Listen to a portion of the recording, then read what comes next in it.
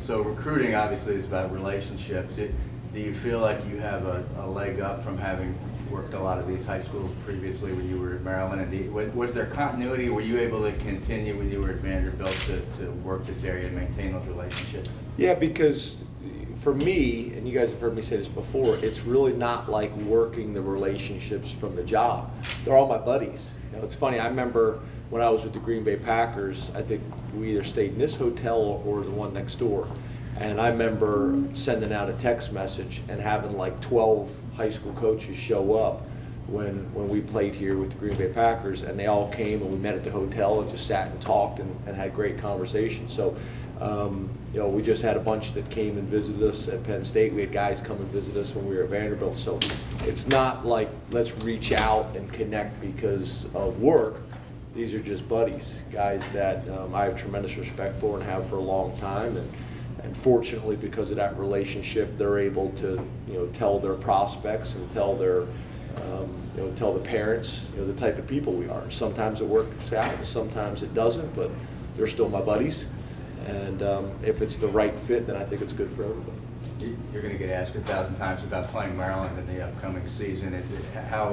How do you view that game? Do you think you'll go in thinking about any of the past history that you had with Maryland, or will it be just another game? Well, first of all, the only game that exists to me whatsoever is Central Florida. I have no idea. Hey, Lauren, do we have Maryland on the schedule this year? Kevin? Yes. Yeah, we do? Yeah, somewhere back there. But yeah, it's all Central Florida. You know, people ask me a lot about the Maryland specific deal. I am unbelievably grateful for my time at Maryland. I had a great experience there. I still stay in touch with people. There's still, I think this senior class are still guys that I recruited, that we recruited. So I had a great experience. I learned a lot of football. I met a lot of really good people.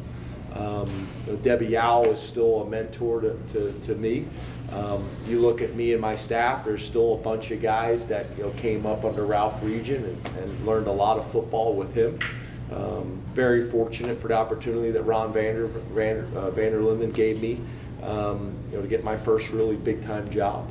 So I had a great experience at Maryland. I really do. So I'm appreciative of the time that I spent there.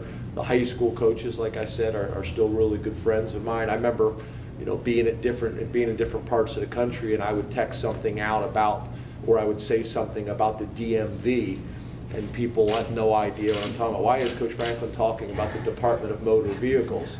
It's amazing if you've lived in this part of the country or been around it a lot, everybody knows what the DMV is. But if you're anywhere else and you throw that out, they look at you like you're crazy. But you know, it's been good. You know, if you look historically, Penn State's done a great job of recruiting this area, and you know, we plan on continuing to do that as well. How do you balance relationships in terms of long-term inner circle friends versus people that you've met along the way with all of the different stops that you've had to get to this point?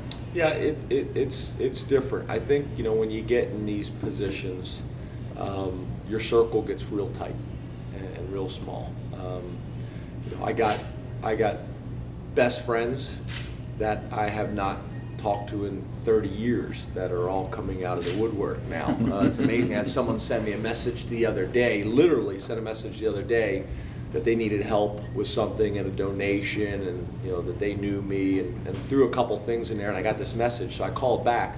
Literally, it is somebody that I played with their son on 65-pound football at Assumption. Assumption was a church that had a football team. And literally, I had not talked to them since 65-pound football.